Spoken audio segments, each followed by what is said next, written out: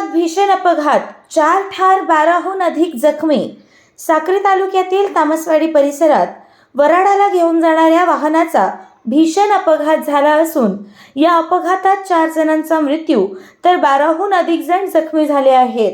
मिळालेल्या माहितीच्या अनुसार क्रुझर क्रमांक MH18W6226 हे वाहन शिरडाणी येथून तामसवाडी येथे लग्न कार्य आटपून परतत होते.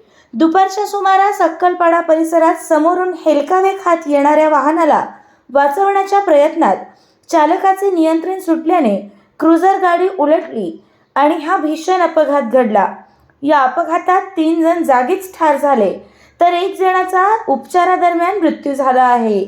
तसेच 12हून अधिक जण जखमी झाले असून काहींची प्रकृती गंभीर असल्याची माहिती मिळत आहे. अपघातानंतर 108 रुग्णवाहिका तात्काळ घटनास्थळी दाखल झाल्या.